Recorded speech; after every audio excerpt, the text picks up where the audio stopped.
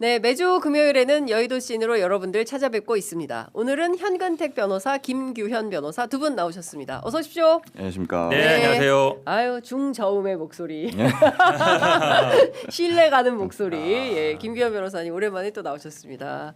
오늘 저희가 할 얘기가 너무 많아가지고 오늘은 광고부터 예. 광고부터 중요하죠. 먼저 소개를 하겠습니다. 자, 첫 번째 소개해드릴 광고는 아름다운 재단 광고입니다. 취재 편의점 애청자 여러분 안녕하세요. 아름다운 재단입니다. 다음은 아름다운 재단의 지원으로 진행된 활동들입니다. 천연기념물 사냥보호 이슈 리포트 제작, 도시공공 공간 인터뷰 기록집 제작, 전북 인권운동 포럼 개최, 울릉도 여행 플로깅 지도 제작, 포괄적 임신 중지 활동가 상담사 양성 과정 프로그램, 시민들이 직접 참여하는 대전광역시 예산 감시 및 분석 프로젝트, 교육 소외 아동 청소년 교육권 확보 방안 간담회. 정말 다양하죠. 잘 생각해 보면 뉴스나 신문에 대서특필되는 일은 아니다 할지라도 누군가는 해야 하고 또 현재 하고 있는 일들입니다. 여러분들께서 이런 일들까지 걱정할 여유가 없으시더라도 괜찮은 건 공익에 힘쓰는 사람들과 그들을 지원하는 아름다운 재단이 있기 때문입니다. 앞으로도 시급한 일에는 누구보다 먼저 뛰어들고 남들과는 다른 재단다운 방식으로 문제 해결의 기준이 되고 우리의 걸음이 변화의 시작이 되어 영향을 주는 그런 아름다운 재단이 되도록 하겠습니다. 하단 링크 클릭하시고 아름다운 재단을 응원해 주십시오 하셨습니다. 아름다운 재단 저희가 매주 말씀드리는데요. 이런 민간 재단 사실 정말 소중하고 필요한 재단이거든요. 그래서 여러분들께서 요 기부자의 벽에 평생 내가 그래도 이름 하나는 그 벽에 좀 남기고 가야겠다 이렇게 생각하시는 분들 꼭 함께 참여해 주시면 좋을 것 같다라는 생각이 좀 듭니다. 자, 두 번째 소개해드릴 광고는 탈모 샴푸입니다. 자, 탈모 커뮤니티에서 난리난 그 제품이 저희 취재 편의점 광고로 들어왔습니다.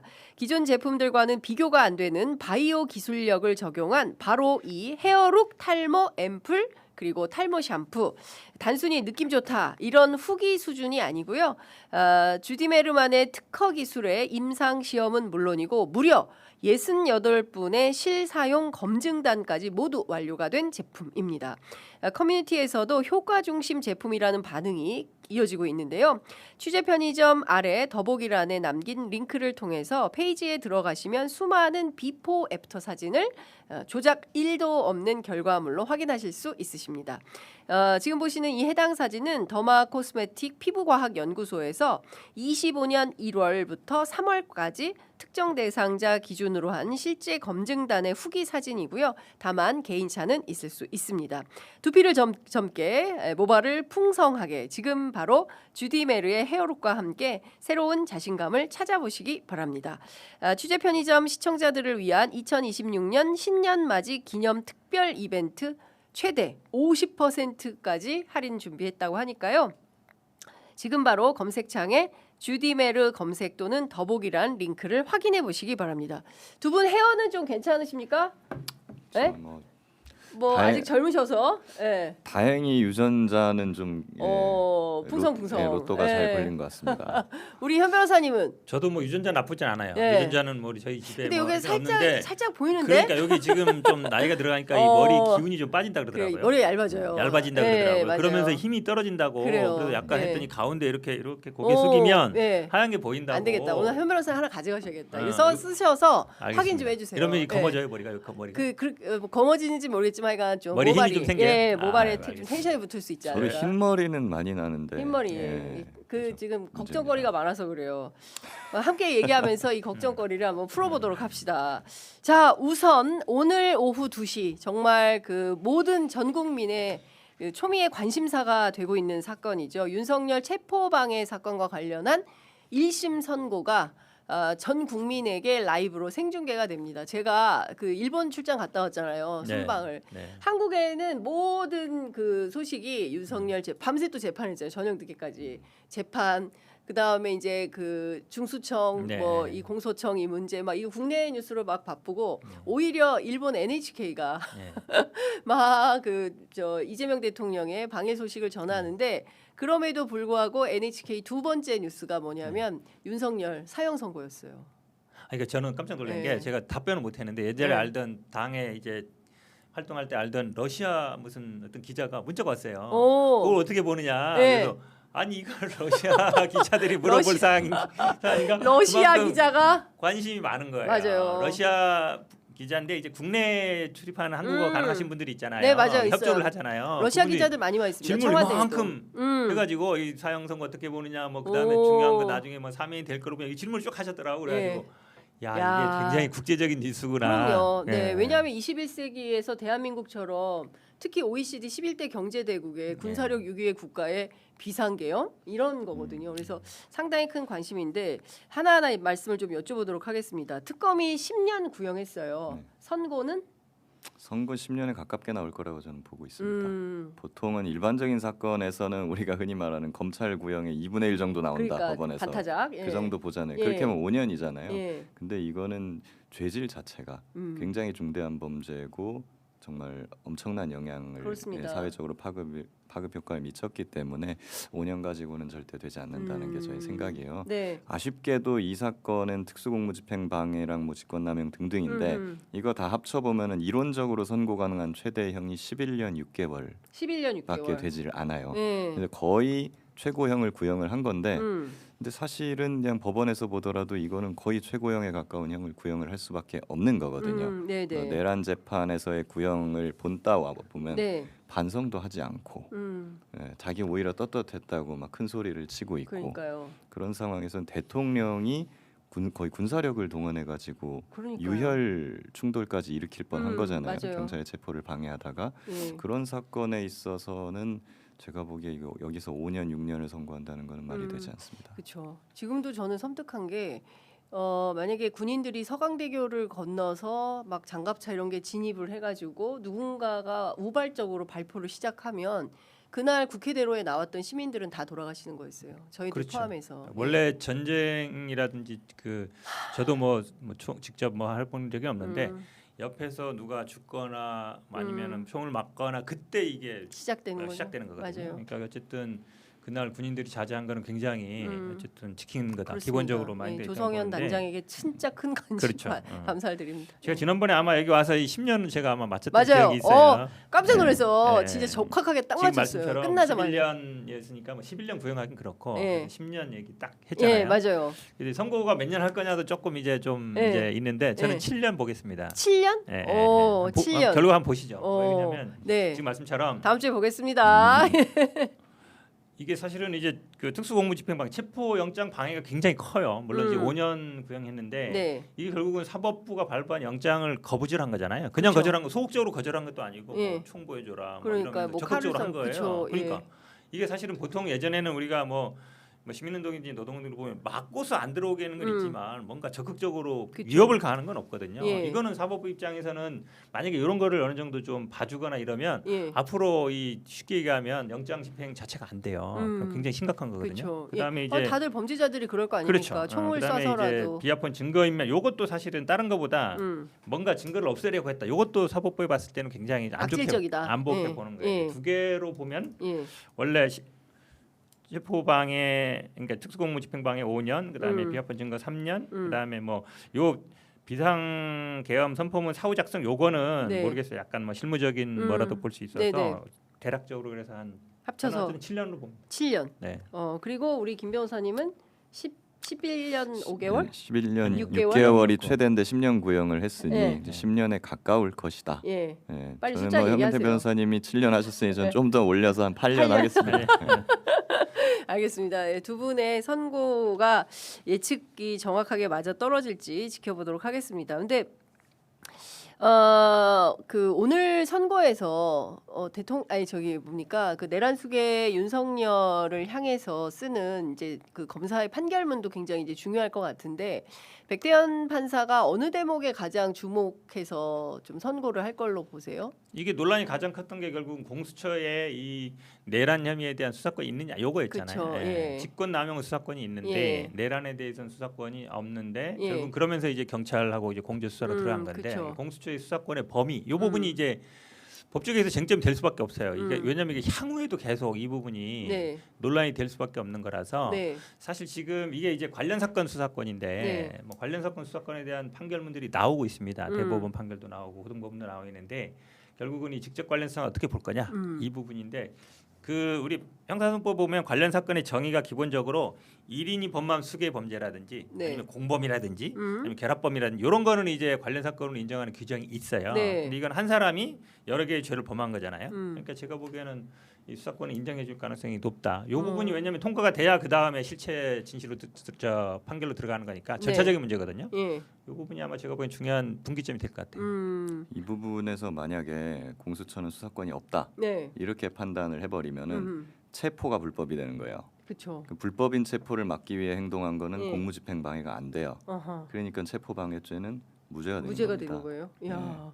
그렇게 되면 굉장히 이거는 중대한 거고. 혼란스러운 상황이 되는 예, 건데. 그래서 예. 이제 그 전제 사실로서 이 부분이 굉장히 중요하고 그리고 이게 직위원 재판부에도 영향을 미치죠. 직위원 그쵸. 재판부가 이 백대현 재판부 판결을 따라야 될 의무는 없지만 예. 사실상의 어떤 기속을 받는 느낌이 예. 있는 거거든요. 예, 예. 먼저 여기 수사권이 있다라고 해버리면 직위원 재판부도 예. 그렇게 갈 가능성이 굉장히 높은 거고요. 네. 또 하나의 쟁점이 근데 예를 있는- 들어서 죄송합니다. 예를 들어서 백대현 판사는 수사권이 있다라고 했는데 직위원 판사는 없다라고 볼 수도 있는 그럴 거예요. 수도 있죠. 왜냐하면 직위원 이런- 판사는 구속 취소 사유서를 쓸 때 제일 마지막 단에 그의 의문이라고 입법부가 좀 정리해 달라라는 주문을 맞아요. 하지 않았습니까? 맞아요. 그렇게 예. 되면 뭐 이론적으로는 서로 다른 게 네, 나오는 네. 경우도 있을 수는 있는데 아, 그래요? 직위원 판사 구속 취소할 때도 예. 이제 애매하다. 뭐 요렇게만 맞아요. 했지 없다라고 하지는 하진 않았기 않았어요. 때문에 예. 그 뒤에 뭐 여러 가지 심리 상황이라든가 법조계에서의 어떤 예. 학설이나 이런 걸 검토해 보면 사실 이건 있다고 봐야죠. 음흠. 예, 이걸 없다고 보게 되면은 네. 지금까지 검찰이나 경찰에서 많이 해왔던 예. 그런 관련 인지 사건들도 줄줄이 좀 다 그러면 위법하게 될 수가 있는 거거든요. 예. 예, 그럼 그건 아니라고 저는 보고 있고 다른 하나의 쟁점은 수색영장 부분이요. 영장. 예. 예, 지금 기억하실지 모르겠어요. 서부지법에서 예. 이 체포영장 발부를 할 때 음. 군사상 비밀이 있는 장소에 있어서는 책임자의 승낙을 받아야지 맞아요, 맞아요. 압수수색을 할 수 있다는 있다. 조항이 맞아요. 있는데 예, 예. 그 조항이 이 체포에는 적용이 안 된다고 네. 이렇게 써놨었거든요. 예, 예. 예, 그 부분이 이거예요. 왜냐하면 이제 군사상 비밀을 요하는 장소에 대한 압수수색에서의 수색은 네. 그래서 물건만 찾을 때, 물건 그렇죠. 찾을 때만 적용이 되는 예. 거고 사람 찾을 때는 적용이 안 된다라는 게 일반적인 학설인데 이게 법에 명시돼 있지는 않아요. 이렇게. 예. 예, 그렇기 때문에 이거를 이제 법리로서 해석으로 도출을 해야 되는 아, 부분이거든요. 예, 근데 예. 여기서 이제 또 윤석열 변호인단은 당연히 그것도 해석이 된다. 어. 예, 근데 그 군사상 비밀 요하는 장소고 승낙 없었으니 이거는 불법이다. 이렇게 주장을 하고 있어서 이 부분에 대한 법원의 최초의 판단도 나오는 겁니다.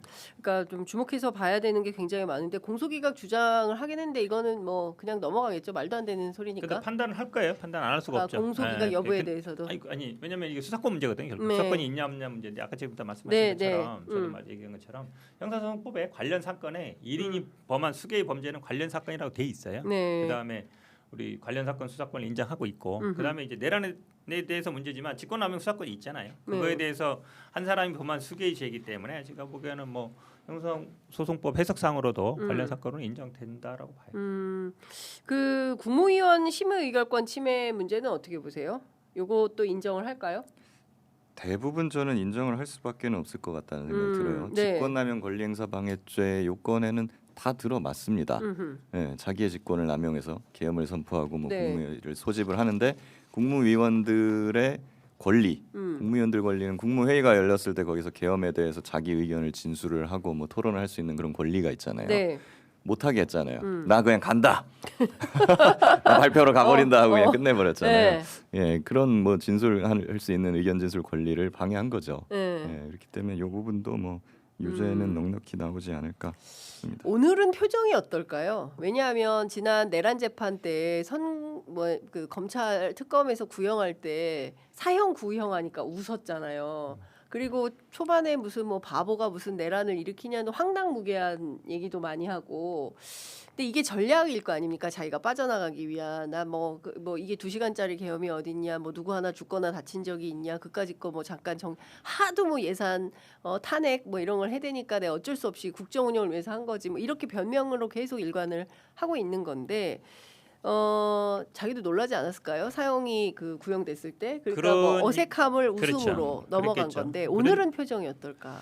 근데 뭐 선고 받는 날은 피고인이 할 말이 없어요. 그냥 예를 들어서 뭐 뭐라고 얘기하면 그럼 뭐 항소하세요 이렇게 끝나버리거든요. 네. 판사 얘기하고 피고인한테 발언권을 주지 않습니다. 예, 선고할 일단 때. 이미 저기 그렇죠. 뭐 최후 변론 예, 끝났으니까. 끝났으니까. 그래서 아마 제가 보기에는 그리고 지난번에 이 웃었다는 게 굉장히 어찌 보면은 국민들이나 여론에 안 좋았기 때문에 예. 그걸 아마 뭐 언론에서 안에서 보겠죠. 안에도 예. 신문이나 텔레비전 보거든요. 예. 그러면 아마 오늘은 그냥 뭐 덤덤이 있을 가능성이 높아요. 그리고 사실 이게 본류가 아니잖아요. 그쵸. 더 예. 중요한 본류가 있기 때문에 2월 19일인가요? 예, 아마 2월 있기 19일. 때문에 예. 그때를 보고 아마 이게 나중에 다 뭐 선거 여러 번 되더라도 나중에 또 집행할 때는 그걸 다 또 고려하기 때문에 네. 어차피 본류에서 과연 뭐가 나느냐 더 관심이 많을 것 같아요. 만약에 오늘도 웃는다고 한다면 네. 예, 그러면 이 사람은 그냥 대한민국 사법 체계 자체를 그냥 이제 무시하는 비웃는 예, 거다. 비웃는 그런 단계에 들어섰다고 봐야 되고 그냥 예. 이제는 윤호개인 자기 추종하는 그 소수 세력 예. 여기만 보고 가겠다. 음. 예, 거기로 그냥 본인이 완전히 갔다고 봐야죠. 근데 뭐 이미 그런 단계는 지나간 것 뭐 같아요. 그런 것 예, 같긴 뭐, 합니다. 뭐 이미 그래서 그런 거는 웃어도 사실 이상하지 웃거나 않을 것 말거나. 같아요. 거기에 크게 웃거나 의미를 두는 것 의미를 자체가 둘 필요가 예, 없다. 아, 근데 이제 지규현 판사는 다음 선거에서 어떻게 할까? 그것도 사실은 관심이에요. 그죠? 예. 그렇죠. 예. 저는 사실은 구형은 5.18하고 좀 비교했을 때 그때는 내란 목적 살인이 있었고 네. 이랬는데 지금은 그게 아니어서 음. 무기로 예상했거든요. 네. 근데 이제 사형을 구형했어요. 그럼 판사도 5.18하고 비교를 안 할 수가 없어요. 근데 그때 아시겠지만 전두환 1심에서 네. 뭐 항소심에서는 나중에 약간 감형이 됐지만 1심에서 무기가 아니라 사형 구형하고 사형 선고했었거든요. 네. 그 사례를 저는 아마 따라갈 가능성이 있다고 봐요. 왜냐면 지규현 판사가. 왜냐면 검찰도 그렇게 했기 때문에 음. 왜냐면 판사나 뭐 이런 분들이 선례를 또 굉장히 중시 여깁니다. 우리 유일한 선례가 5.18이잖아요. 네. 제가 보기에는 이분이 뭐 그 당시 전두환하고 거의 수계급이잖아요. 네. 뭐 사형 선고 가능성이 저는 좀 있다고 봐요. 알겠습니다. 하여튼 뭐 이따 오후 2시에 있을 첫 번째 선고 장면이에요. 물론 체포방해 관련된 거고 내란 본건은 2월에 예정되어 있지만 오늘도 저희가 최대한 여러분들께서 함께 하실 수 있도록 만들어 보도록 하겠습니다. 자, 검찰 개혁 얘기를 해야 되는데요. 그 전에 오늘 갤럽 조사가 나와서 요 여론조사만 살짝 보고 갈까요? 지난주에 비해서 소폭 하락했습니다. 대통령 직무수행 평가 전주 60%에서 이번 주 58%로 소폭 하락했고요. 또 부정평가도 떨어졌습니다. 33에서 32%로 떨어졌습니다. 그리고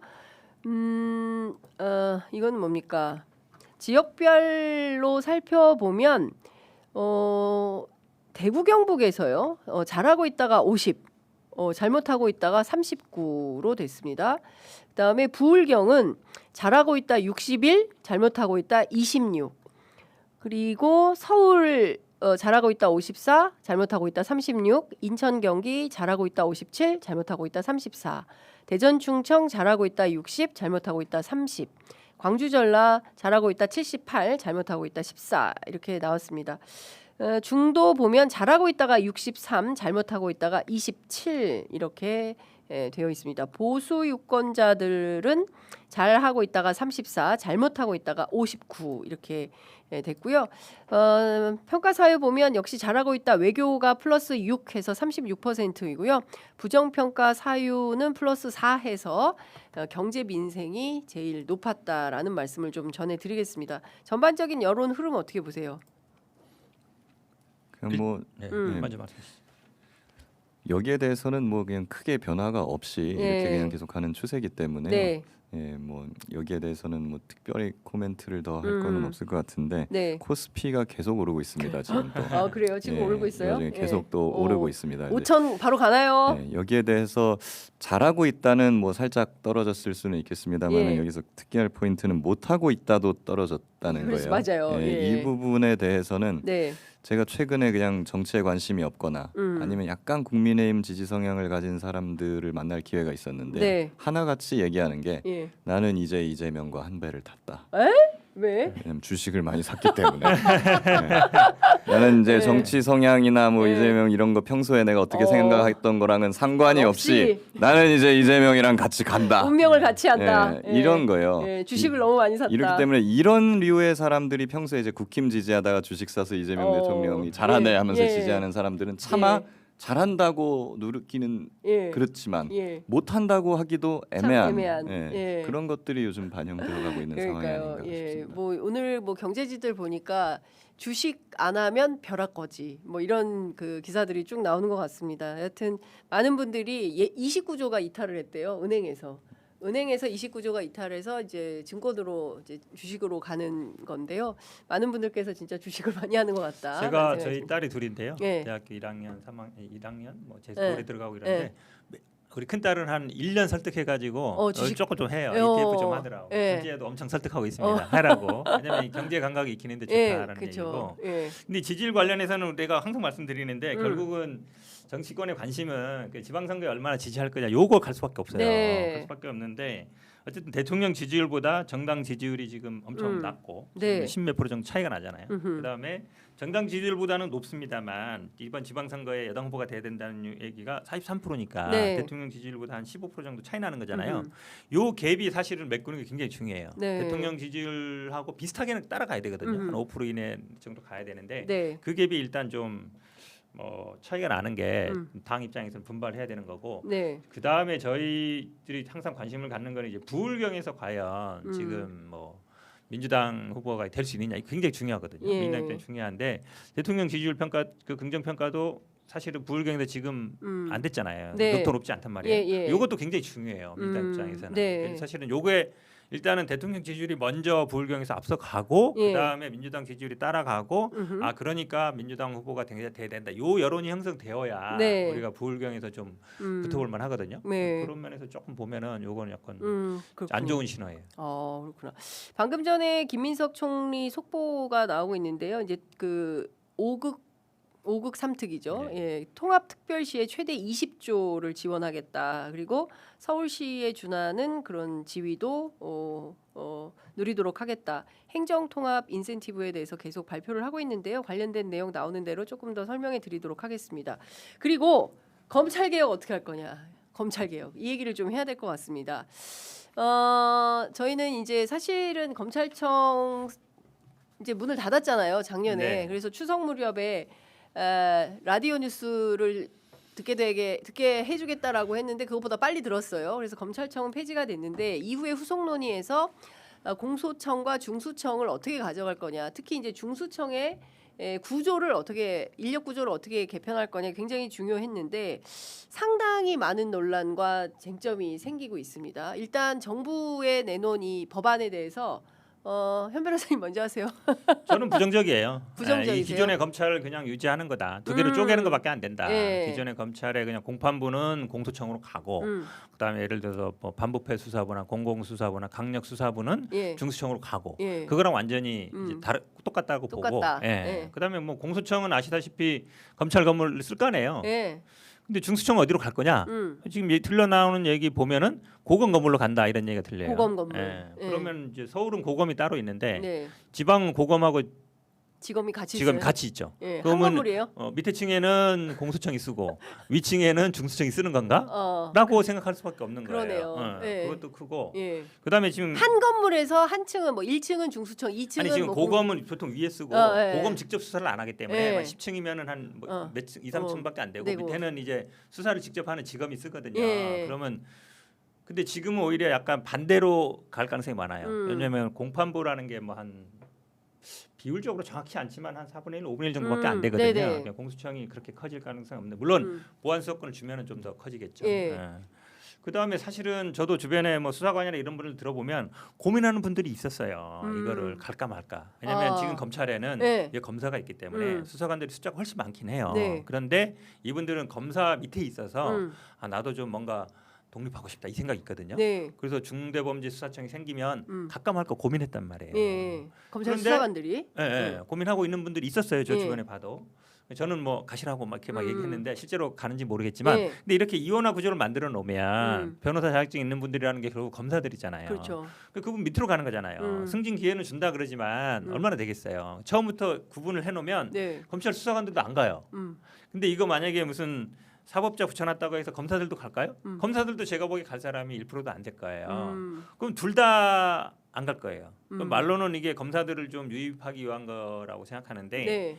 둘 다 안 될 가능성이 높다라고 보면 이건 제가 보기에 잘 이해가 안 가요. 이게 이해가 안 네. 간다. 김 변호사님 어떻게 보세요? 저도 이 부분에 대해서는 부정적일 수밖에는 없어요. 근데 두 분이 왜 논점이 갈립니다. 근데 왜 이게 나왔는지는 예, 알겠어요. 알겠다. 왜 갑자기 수사사법관이라는 게 튀어나왔냐면 사실 문재인 정부 때도 이게 이런 논의가 있기는 있었거든요. 검찰 권한이 비대하니까 수사 기소를 분리하자. 네. 그러면 검찰청에서 지금 인지수사 수사를 하고 있는 부서는 특수부, 공안부 이런 쪽이고 지금 경찰 송치 사건을 받아가지고 기소 공소유지를 하는 게 형사부하고 네. 공판부거든요.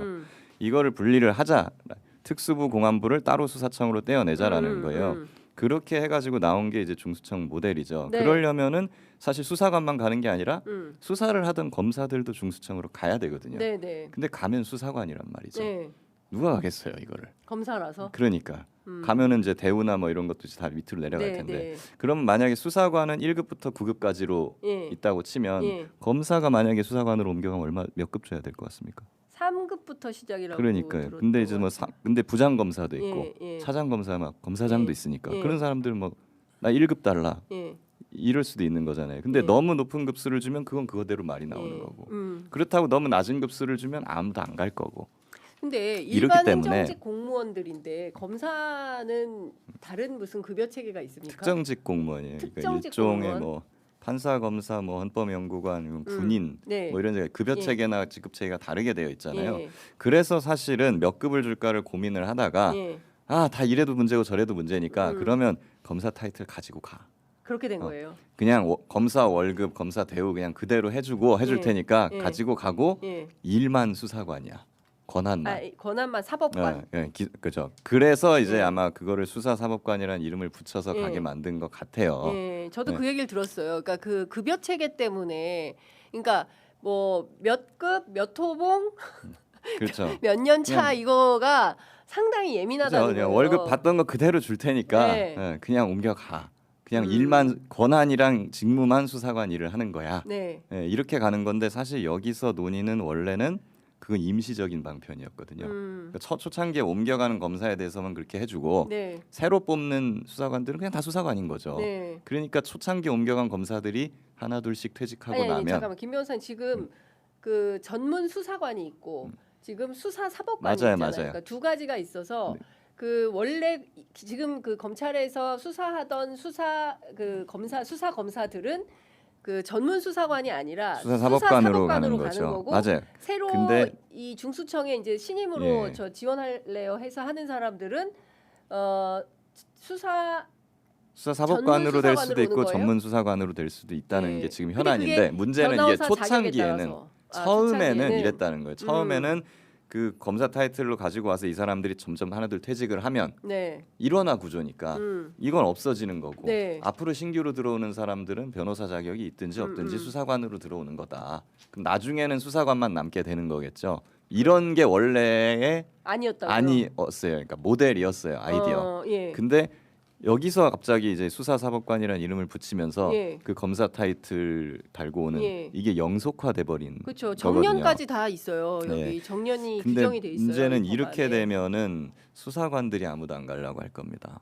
그러니까 검찰 수사관들 검찰 지금 있는- 수사관들이 예. 그러면은 이 사람들 어디로 보냅니까? 그럼 중수청은 실패할 수밖에 없는 거죠. 그렇게 되면 이번에 그 조국 대표가 올린 어떤 괴 문건 같은 거 하나 예, 있어요. 예, 그렇죠. 봉욱 수석, 민정수석의 어떤 문제점 뭐 이런 네, 거 예, 예. 이거를 이게 어디서 만든 문건일까 제가 생각을 해봤어요. 네. 내용상으로 보면은 경찰에서 만든 문건인 것 같아요. 예. 왜냐하면 이제 검찰의 입장을 대변하는 걸 음. 비판하고 네, 있으니까. 네. 그런데 저는 어디서 많이 본 양식 음. 이거 검찰 문서인데 검찰 양식 문서? 자체는 아, 형식이 진짜요? 굉장히 검찰에서 만든 건데 예. 내용은 경찰이라는 거죠. 예. 그래서 이거는 제가 보니까 검찰 수사관들이 만든 것 같다. 검찰 수사관들이 만들었다. 그렇죠. 이렇게 예. 되면 검찰 수사관들이 아무도 안 가려고 할 테니까. 예. 근데 보면 결국에는 검사들을 떼어내는 게 핵심이니까. 왜냐하면 이제 특수부에서 공안부 마련됐던 소위 말한 정치 검사들을 예. 공소청에서 떼어내서 예. 공소청은 순수 이제 공소기관으로 만들고 예, 직접 수사기관은 그 수사 검사들 떼어내는 음흠. 이게 검찰 개혁의 어떤 핵심인데 네. 쪼개는 건데 안 쪼개지잖아요. 검사들이 안 가면. 그렇죠. 예, 그렇게 되는 거니까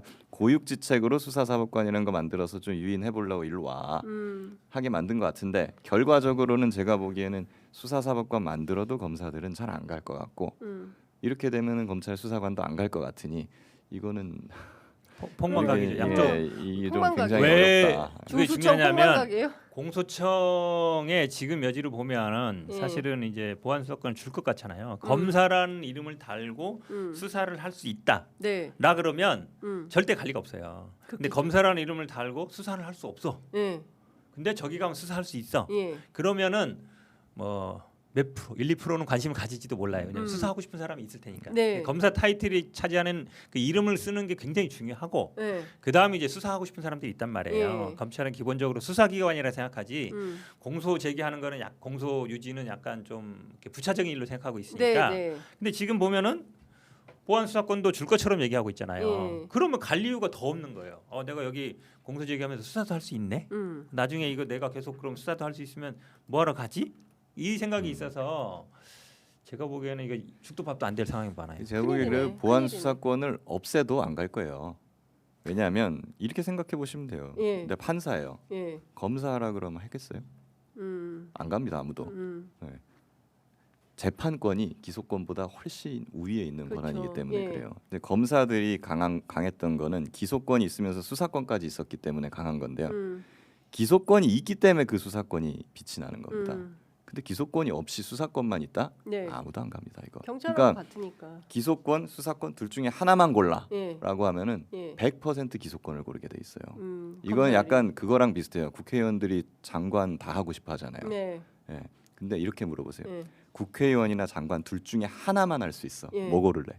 국회의원 그럼 고르죠. 국회의원 고릅니다. 고르죠. 100%. 예. 그거랑 아니 똑같아요. 그냥 참 인간의 그런 건데 이 다 떠나서 오늘 이제 김필성 변호사께서 저희 프로그램 오셔서 그 논의 과정에 대해서 쭉 설명을 해주셨어요. 그런데 봉욱 수석이 회식 장소에 오셔서 그 자문위원들한테 이 그 수사 사법관들에게 예심 판사 기능 뭐 이런 것도 뭐 이제 기능할 수 있도록 할 수 있다 뭐 이런 얘기를 한 거예요. 예심 판사라는 얘기가 나왔다는 거예요. 그러면은 중수청 안에 검사 그러니까 전문 수사관이 아니라 수사 사법관이라는 타이틀을 갖고 있으면서 판사 예심 판사 기능 미리 이렇게 다 들여다보는 판사 기능 판관의 역할까지 하겠다고 하면 기존에 있던 검찰 개혁이 아니라 오히려 검찰의 권한을 더 확대시키는 방향으로 가는 거 아니냐. 그렇죠. 아니, 이게 저는 무슨 검찰 개혁이냐. 그래서 이 사법이라는 단어를 왜 썼을까 저는 항상 궁금했거든요. 네. 왜냐하면 수사하고 사법은 기본적으로 분리돼 있단 말이에요. 기소와 뭐 우리가 예전에는 뭐 원님 재판해서 기소도 하고 재판도 했지만 네. 기본적으로 큰 틀에서 수사와 기소, 그다음 기소와 재판은 분리되는 게 원칙이기 때문에 수사하는 사람한테 사법이라는 단어 쓰는 건 안 맞아요. 그래서 저는 항상 궁금했는데 네. 만약에 그런 얘기가 있으면 요 사법이라는 단어를 쓴 게 의도가 있는 거잖아요. 그럼 더 문제예요. 사실 아니 수사하는 사람이 우리 사법 얘기하면 판사를 생각하는데 네. 뭐 수사하는 사람이 재판까지 해? 이게 아무리 사소한 거라도 예심이라 그러면 아마 제가 보기에 사소한 것들을 거르겠다는 것 같은데 이거는 진짜 역진이 아니라 역사가 진짜 반대로 가는 거예요. 이게 사실은 수사, 기소, 재판이 분리돼 가는 게 어쨌든 세계적인 추세인데 우리 그렇게 가자는 건데 네. 이건 뒤로 가는 거잖아요. 수사하는 사람이 판단까지 하라는 거니까. 그러니까. 예. 그래서 저는 이 사법이라는 단어 자체도 안 맞다고 보는데 예. 만약에 그런 의도로 만들었으면 네. 이건 역사적인 퇴행이에요. 역사적 퇴행이다. 예. 김규현 변호사는 어떻게 저는 생각하세요? 좀 과한 예측이 아닌가 그렇게까지 보는 거는 싶은데 수사기관이잖아요. 네. 근데 예심 판사라는 거는 옛날에 검사랑 비슷합니다. 재판에 회부하는 어떤 네, 기소권까지 가지고 네, 있고 네. 수사 지휘를 하는 네. 거거든요. 근데 그거는 근데 중수청에는 기소권이 없는 건 너무나도 명백해요. 예, 그 공소청이 하는 거 아니에요? 그렇죠. 그러면? 그렇기 때문에 수사사법관이 예심 판사다라고 보는 거는 예. 어불성설이죠. 말이 안 되는 예. 거죠. 그리고 우리나라에 그렇게 그런 될 제도가 수도 있지도 없는 않잖아요. 것이고. 예. 예. 그렇기 때문에 무슨 의도로 이런 말을 했는지 예. 아니면 무슨 의도로 예심 판사를 꺼내는지 모르겠는데 예. 수사사법관이 예심 판사다라는 건 말이 안 되는 발상이고 거기까지 나는 건 너무 넘겨짚는 것 같고요. 예. 그리고 사실 사법이라는 용어 자체도 뭐 권한이 저는 이원적 체제 수사사법관 두는 거에 대해서는 안 좋다. 반대 입장이에요. 네. 근데 사법이라는 용어 자체는 뭐 쓸 수 있지 않나? 라는 생각을 역시 하고 있거든요. 검사 출신이네. 아니 왜냐하면 준사법기관. 그 형사소송법에서 예. 우리가 형사사법 절차라고 할 때 음. 이건 수사부터 재판, 형집행까지 다 포함하는 그렇죠. 개념이에요. 예. 그리고 수사관을 우리가 말로는 수사관이라고 하지만 음. 법적으로 공식적으로 얘기할 때 뭔지 아세요? 뭐예요? 사법경찰관입니다. 음. 네.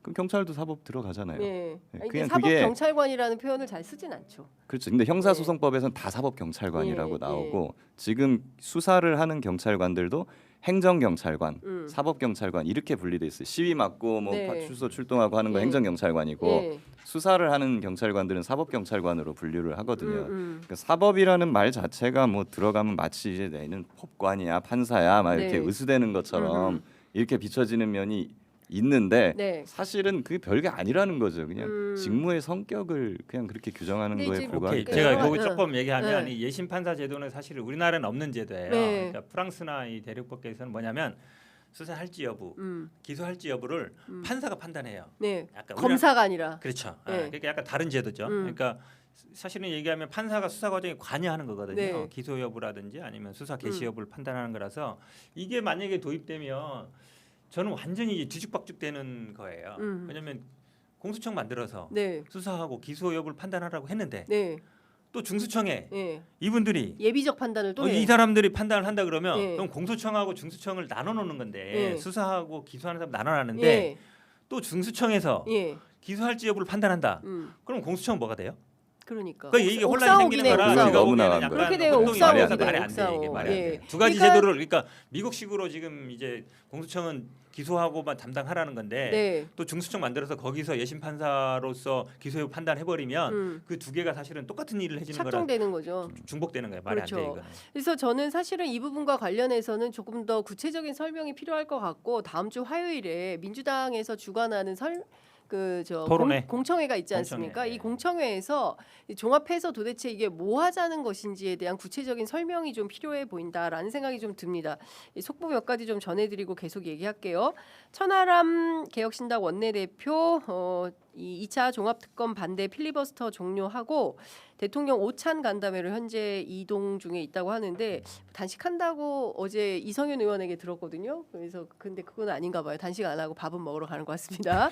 자 그리고 안갈 것 같다고 얘기하더니만 그러니까 가네. 그리고 송원석 국민의힘 원내대표가 이재명 대통령한테 영수회담을 제안했대요.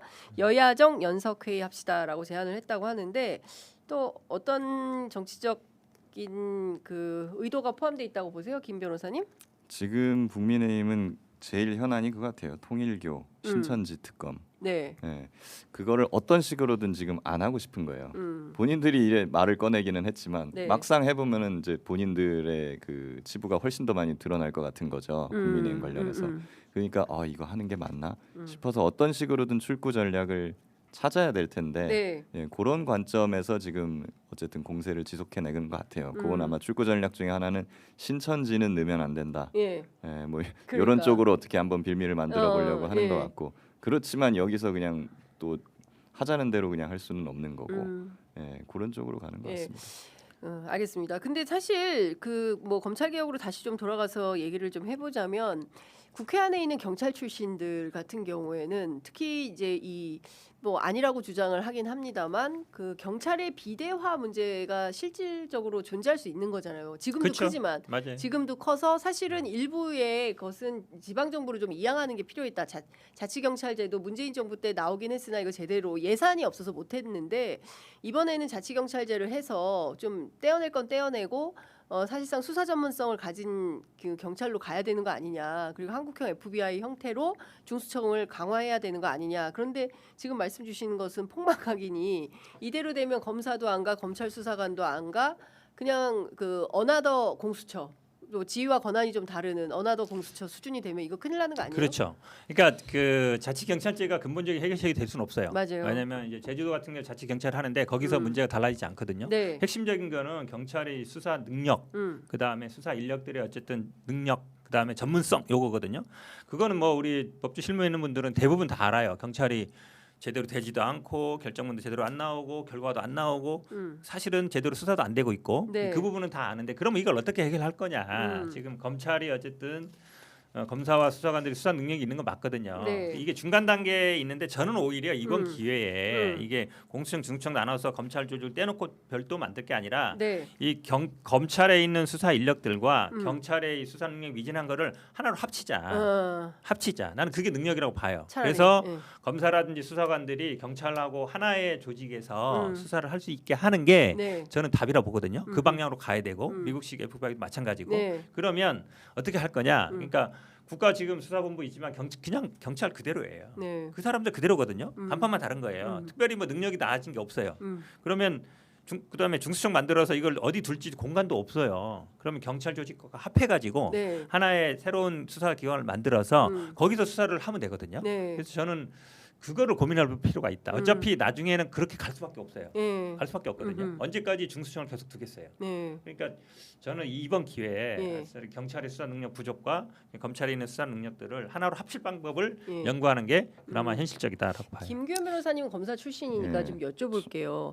그 사실은 전체 2,300명 검사들하고 6천 몇백 명의 이제 수사관들이 수사관들. 있어서 총합 뭐 8,000명 이상 이제 검찰 인력이 있다는 건데 이 사람들을 어떻게 할 거냐 현실적으로 다 안 가면 그분들은 그러면은 공소청에 계속 남아 있을 수도 없는 거 아니에요? 그렇죠. 그래서 네. 사실은 중수청을 만드는 목적 중에 큰 것 중에 하나가 그런 현실론입니다. 네. 이 사람들이 갈 곳을 만들어줘야 될 예. 거잖아요. 근데 이 사람들 당장 그러면 경찰로 보내자 이런 말도 있는데 네. 근데 그거는 수사사법관 논란에서 나온 게 그거였잖아요. 검사가 중수청으로 가 수사관이 되면 몇 급 줄 거냐. 네. 여기서 나온 게 수사사법관이거든요. 예. 그러면 경찰 체계하고 검찰 수사관 직급 체계가 또 다른데 그럼 수사관 검찰 수사관들이 경찰로 가면 네. 뭐 줄 겁니까? 경위 뭐 경감 다 있잖아요. 네. 거기 똑같은 문제가 생기는 거예요. 그리고 어느 뭐 질적으로 당장 동화되기도 이것이 힘들고 그것도 그렇기 싫고. 때문에 현실론적으로는 일단 중수청으로 옮겨야 네, 된다라는 예, 예. 것이고요. 그리고 이제 수사기관의 어떤 효율성 이런 측면에서도 저는 현근택 변호사님 말씀하신 KFBI 같은 거 네. 그런 것이 이제 그 수사 효율성 차원에서는 굉장히 좋은데 음. 사실 부작용도 만만치가 않아요. 그렇게 어떤 되면은 부작용이 있을까요? 지금과 같이 수사 기소 분리를 완벽하게 하게 되면은 네. 경찰은 어떤 경찰이 됐든 FBI가 됐든 음흠. 그 수사기관은 사실상의 무제한적인 수사 독점을 누리게 됩니다. 근데 잘 생각해 보세요. 제 이 이름을 한번 들어보고 그렇게 가는 게 맞는지 한번 생각해 네. 보세요. 이철규, 이만희, 김석기, 김종양, 서천호, 서범수, 윤재옥, 안 될 것 같은데. 조지호. 김봉식? 네. 이 사람들한테 그 수사 독점권을 그 무제한적으로 주는 게 맞을까요? 그렇기 때문에 사실 경찰이든 검찰이든 수사 기관들끼리도 사실 견제와 균형이라는 게 사실 굉장히 중요합니다.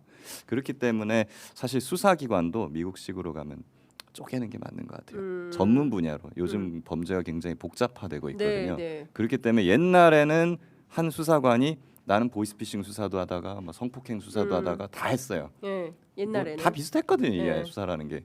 근데 요즘은 그게 안 돼요. 예, 너무 복잡화돼 가지고 어느 전문 분야가 이제는 굉장히 중요해졌거든요. 그렇기 때문에 이제 이렇게 가면은 결국에는 분야별 수사기관을 여러 개 네. 만드는 것도 ha나의 대안이 될 수 있겠다라는 생각이 들고. 백과쟁명식 대안이 나올 그렇죠. 수밖에 없네요. 그렇게 되면은 수사기관들이 여러 개 생기면은 좋은 게 음. 서로 경쟁을 하고 네. 균형 견제를 하게 되면서 거기서 자연스럽게 어떤 권한 오남용이라는 거 이런 문제가 시정되게 만들 수도 네. 있습니다. 근데 지금 우리가 공수처 봤지만 공수처를 만들어 놨는데 수사 능력이 없으니까 형편없잖아요. 성과라는 게 돈은 돈대로 몇백억씩 지금 쓰면서 아시는 것처럼 수사가 지금 공수처 하죠, 특검 하죠, 검찰에서도 하죠, 네. 경찰에서 하죠. 네. 굉장히 복잡한 과도기니까 그럴 수는 있는데 저도 말씀처럼 경찰이 수사를 전보하고 독점하면 문제가 생긴다고 봐요. 네. 지금 말씀하시는 뿐만 아니라 경찰이 어쨌든 수사라든지 정치적으로나 아니면 재벌 수사나 이런 경험이 없단 말이죠. 네. 그럼 저는 이 네 개 중에 공수처, 특검, 검찰, 경찰 이렇게 네 개 있는데 결국은 아마 특검이 하는 역할을 공수처를 확대해서 좀 받아는 수밖에 없어요. 지금 특검이 하는 역할을. 네. 왜냐하면 약간 특수수사라든지 아니면 전문 수사 영역이기 때문에 그래서 공수처를 강화해서 현재 특검하는 일들을 어느 정도 그쪽으로 가고 그 다음에 경찰 검찰이 하는 일들을 수사 인력은 하나로 만들어내는 그래서 물론 아주 여러 개 있어도 좋지만 저는 2개 정도나 아니면 3개 정도, 둘 정도가 적당하다고 보거든요. 네. 셋 되면 서로 또 핑퐁할 우려가 있어요. 둘은 견제가 되거든요. 예. 그래서 큰 틀로 보면 약간 공수처와 특검 부분 하는 분들을 공수처를 강화하는 방향으로 가고, 예. 그다음에 경찰하고 검찰은 그 중간 지대쯤에서 어떤 한국형 FBI를 만드는 방식으로 가고 그렇게 가면 저는 되지 않을까라고 개인적으로는 생각해요. 아휴, 답답합니다. 어쨌든 지금 뭐 다음 주에 또 토론회 공청회 있으니까요. 뭐 그런 상황 보면서 저희가 종합을 좀 해보도록 하겠습니다. 현실론도 있고 분명히. 그렇죠. 예. 그 사실은 지금 뭐 여기서 또 갑자기 보안 수사 얘기까지도 막 지금 요즘 튀고 나오고. 있는데 이 모든 것들을 통합해 보면 사실 이재명 대통령이 제일 골치가 아플 거거든요. 이재명 대통령이 그 기자회견에서 얘기했잖아요. 그럼 수사 기소 다 분리한다. 네. 검찰은 손 떼라. 예. 그럼 경찰은 믿을 수가 있느냐? 예, 그렇기 때문에 이 문제는 아주 치밀하고 감정을 배제한 채로 그렇죠. 철저하게 예. 해야 된다라고 말씀을 하신 게 사실 그런 고민에서 비롯된 거거든요. 그러니까 현실론이 분명히 존재하고 어떻게 하면 그렇죠. 견제와 균형을 맞출 거냐. 그리고- 그리고 유능한 정부의 제1 원칙이 막 중요 사건 다 놓쳐버리고 그런 거에 대한 좀 그런 우려가 있는 것 문제도 같더라고요. 있고 경찰의 부실 부실 수사나 아니면 사건 암장 이런 문제도 있고요. 사실 이거를 실무적으로 들어가서 수사 기소를 완전히 분리해 보려고 하면은 이게 무자르듯이 안 잘려요. 근데 그런 것도 있고 또 다른 한편에서는 기본적으로는 좀 뭐라고 해야 되냐 검찰의 어떤 경찰 무시 이런 것도 있는 것 같아요. 맞아요. 수사 그런 능력에 부분은. 대해서 경찰을 잘 못 믿는 것 같다.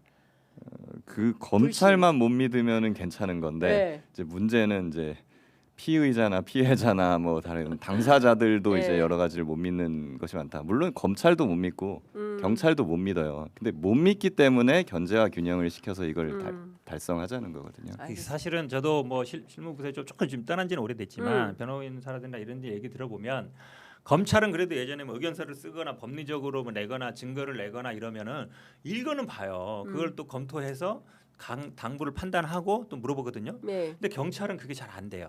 법리적으로라든지 아니 판례를 제시하거나 보통 변호인들이 그 역할이니까 네. 가서 뭐라고 얘기하는 거는 일단 당사자로 문제를 보는데 경찰은 대부분 그런 법리적인 거나 아니면 이론적인 건 별로 크게 관심이 없고 대부분 불러서 그냥 물어봐요. 그래서 불러서 물어보고 그냥 그런가 보다 하면 그런가 넘어가는 경우가 되게 많아요. 네. 그러니까 많은 분들이 경찰에 대해서 이 수사 능력 네. 특히 이제 전문성 네. 아니면은 사실은 판례라든지 아니면 선례라든지 이게 되게 중요하거든요. 그런 거를 사실 잘 안 보는 경향이 있어서 그래서 그 문제 제기를 하는 그 거예요. 얘기도 하더라고요. 경찰 시험 과목에 형사소송법 이런 게 없다면서요. 요즘에는 요즘에는 있어요. 다시 생겼어요. 다시 생겼어요. 예, 옛날에 없었죠. 막 그래서 어. 국영수만 보고 뭐 들어온 국영수만 보고 순경 막 있었어요. 예. 그래서 그런 거에 대해서 뭐 문제 제기도 하는데 여하튼 취재 편의점에서 다 다루기에는 너무 복잡하고 어지러운 면이 있어서 저희가 공청회 보고 또 주요 쟁점들 추려서 여쭤보도록 하겠습니다. 아유 시간은 다 됐는데 그래도 요거는 좀 여쭤봐야 될 것 같아요. 그 국민의힘 얘기 좀 잠깐 해볼게요. 그 장동혁 대표가 끊임없이 한동훈 대표한테 기회를 주겠다. 예? 그런데 별로 원하지 않는 것 같아요. 어떻게 본인은 보십니까? 뭐 국민의힘 내부의 균열 아니 이게 참 재미있게 가고 있잖아요. 네. 나는 재심 안 해. 그랬는데 재심하는 동안 기다릴게. 기다릴게. 기다릴게 하고 단식 들어가고. 어제부터 단식 참 들어갔어요. 재미있는 예. 상황 아니에요. 어차피 우연히. 그러니까 지난번 윤석열 구형할 때 밤새 새벽에 했는데 맞아요. 그것도 또 뭐 9시간 후에 바꾸고 또 그러니까. 바꾸고 처음에 한동훈이 했다 그러다가 예. 잘 모르겠다 그러다가 예. 그거는 뭐 가족이 한 것 같다 예, 이러다가 예. 이게 말이 계속 바뀌었거든요. 그래서 아니 국민의힘은 한밤을 좋아하는 것 같아. 밤에 막 후보도 바꿔치기 하고 그러니까. 징계도 막 밤중에 내리고. 재심 안 하겠다는 사람한테 재심할 때까지 기다리겠다는 건 뭐예요? 난 그러니까. 이것도 참 재미있는 건데 아마 뭐 장동혁 대표도 판다 출신이니까 그 사실은 한동훈한테 소명기를 안 줬거든요. 네. 안 나왔단 말이에요. 네. 전날 알려져가지고. 예. 그럼 이게 아마 법으로 갔을 때는 예. 사실 정당 내부의 어떤 거는 잘 안 보는데 네. 절차적인 건 좀 따지거든요. 소명기가 있었냐 없었냐. 어허. 근데 약점이 하나 잡혔잖아요. 예. 아까 그쵸. 결정문 2번 바꾼 거. 가장 핵심이던 한동훈이 했냐 안 했냐. 예, 예. 요 부분이 바뀌었단 말이에요. 예. 그러면 약간 아차 싶은 생각이 들 거예요. 그래서 그럼 뭐 우리는 최대한 절차를 배려했어. 네. 기회를 줬어. 예. 그 사람이 안 온 거야. 아. 요렇게 가려고 하는 의도가 아닌가라고 보여요. 법률적으로도 패소하지 않을 어떤 트랙을 짜는 거다. 그렇죠. 물론 뭐 지금 뭐 의원들하고 원로들하고 막 얘기했지만 그 전에 그분들 얘기 안 들었잖아요. 네. 그 전에도 들었으면 모르겠는데 제가 보기에 약간 네. 법률적으로 검토하지 않았나 싶어요. 네. 아니 근데 그런다고 해서 될 일인가 싶긴 한데 국민의힘 분열은 점점 심하게 되는 그러니까요. 거 아니에요? 근데 저도 제가 보기에도 장동혁 대표가 약간 정치적으로도 명분을 쌓는 것 같아 보이기는 해요. 법적으로도 네. 충분히 그렇지만 예. 정치적으로도 어쨌든 재심 청구 안 할 것 같은데 음흠. 재심 청구 해라라고 했으면 난 하라고 했다. 예. 라는 거는 어떻게 보면 당의 원로들이나 장동혁 음. 대표한테 쓴소리하는 사람들한테도 할 말이 생기는 거잖아요. 네. 아, 나 하라고 했는데 저 안 하는 걸 어떡합니까? 네. 이렇게 말할 수가 있으니까 음. 그런 거를 알고 지금 이렇게 초식을 짜는 거 아닌가 근데 싶어요. 이 같이 갈 수 있겠습니까? 그 박민영 미디어 대변인의 발언도 그렇고 지금 사실상 그 고문단 같은 경우에는 일부는 또 그냥 아예 떠나버리기도 하고 뭐 이런 사실상 아사리판 비슷하게 된 거 아니에요? 이미 뭐 한동훈은 뭐 지금 제명이냐 아니면 설령 뭐 약간 예. 낮춘다 하더라도 뭐 예. 탈당 권고 정도 어쨌든 나가는 건 정해진 수순이에요. 언제 할 그러니까. 거냐 문제지. 예. 뻔히 보이잖아요 지금. 예. 그러면 그 사이에 이제 뭐 출마나 이런 건 불가능하잖아요. 한동훈 대표가 여기서 이제 과연 정치적으로 결단을 내리고서 세력을 이끌고 가든 예. 아니면 지금 일각에처럼 어디 뭐 대구에 무소속으로 나오든 예. 아니면 서울시장이든 경기도지사 나오든 할 수 예. 있겠느냐가 문제잖아요. 근데 이분이 이제 출마해 본 적이 없어요 한 예. 번도. 막 이렇게 막 콘서트를 했는데 예. 북콘서트 100번 하면 뭐예요? 그게 정치화 되진 않잖아요. 세력화되진 그쵸. 않거든요. 예. 그러면 결단 내릴 수 있겠느냐? 음. 이준석 대표는 그래도 뭐 음.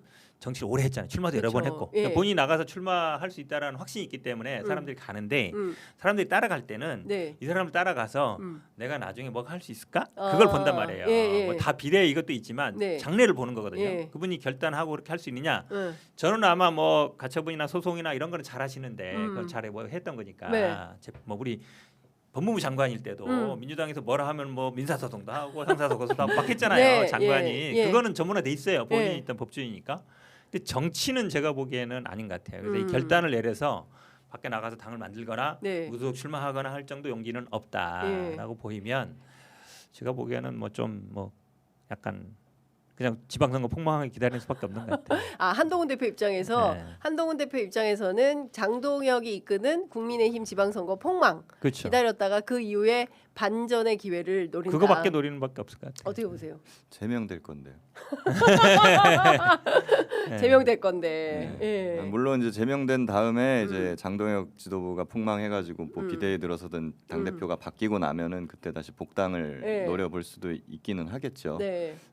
근데 저는 기본적으로 국가가 나서서 이 국민의힘은 빨리 해체를 시켜주는 게 맞는 것 같아요. 국가가 이 사람들이 서로 이렇게 반목하고 같이 갈 수가 없는 상황인데도 예. 탈당을 안 하잖아요. 예. 탈당. 그 이유 중에 하나가 뭘까 생각해 보면은 돈도 있는 것 같아요. 국민의힘은 돈이 너무 많은 정당이에요. 그쵸. 민정당 때부터 재산이 예, 많잖아요. 맞아요. 건물이 전국에 다 있다는 그렇기 거잖아요. 때문에 예, 당사가. 이게 서로 나는 안 나가. 예. 재산이 있기 때문에 네가 나가. 이렇게 되는 어. 느낌이 있는 거거든요. 그러니까 예. 빨리 정당 해산을 시켜서 복구에 환수시키면 조금 더 그런 것들이 스무스하게 이루어지지 않을까 하는 그러니까, 생각은 있습니다. 그러니까요. 아니 근데 사실 집안 싸움이 뭐 정치가 늘 그렇긴 합니다만 뭐 대의가 없어요. 그냥 그 자신들의 이권 다툼?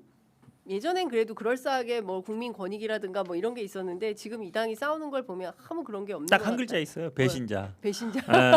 한동훈 그러네. 인성을 배신하고 네. 장동혁은 또 뭐 그러네. 한동훈 배신하고 배신하고. 예전에 유승민은 뭐 박근혜 배신하고 여기는 이상하게 네. 모든 프레임이 1번이 배신자 배신자. 프레임이에요. 근데 이게 또 이게 먹히면 예. 지금 유승민 의원이 몇 년째 고생하고 있잖아요. 그러니까요. 예. 여기는 그냥 배신이 아니냐. 근데 어. 아무도 다 배신 안 하는 사람이 그러니까 없잖아요. 서로 다 배신하고 서로 다 있어요. 배신해서. 아유 참 이 사람들을 하는 게 그렇게 아이들 보기에도 좋아 보이지도 않고 국민 보기에도 볼썽사납다라는 말씀 좀 드리겠습니다. 자 이제는 마무리를 좀 해야 될 것 같습니다. 뭐 이혜훈 의원 좀 여쭤볼까 했는데 두 분 다 비슷할 것 같아서 안 여쭤도 될 것 같아요. 네 오늘은 여기서 마무리하겠습니다. 두 분 말씀 잘 들었습니다. 고맙습니다. 감사합니다.